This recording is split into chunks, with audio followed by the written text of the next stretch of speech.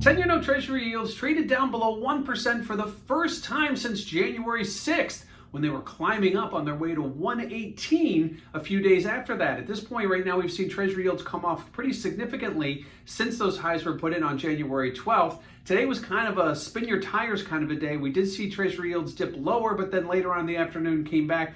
Ultimately, they were down slightly on the day, but certainly you can see the map, which is right now leading us back towards lower yields, especially after today's Fed announcement, which we'll talk about in a moment. But from a technical perspective, we basically erased much of that rise that we saw after the first of the year. 10-year note Treasury yields, again, trading below 1% today for the first time since January 6th. And as we near the breakout of the range, as we start to look for possibly some outside of the trade of range of expectations, volatility was bid today. So again, a lot of that has to do with what we saw over in the stock market. The stock market seems to be the headline hogger here, and everybody else kind of trails behind it. Equities sold off. I think that causes a little bit of concern, maybe a little bit of flight to quality bid in treasuries. Ultimately, you didn't see a huge knee-jerk reaction from the treasury market, something we're getting quite used to.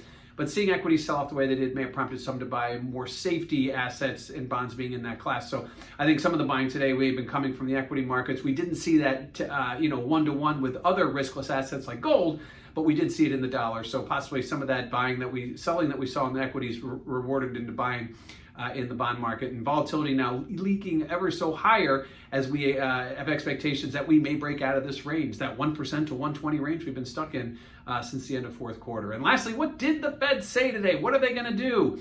A lot of talk coming into this meeting about inflation expectations and the Fed maybe being able to taper some of their asset purchases. Well, that has all gone out the window. The focus remains the economy. The focus remains jobs. The focus remains fiscal stimulus. Vaccines, you name it. How are we going to get this economy back up and running? That's what the Fed is most concerned with. Likewise, they're concerned with financial market stability, seeing some of the equity trades that we've seen going all over the map, how it's affecting, the other extenuating markets.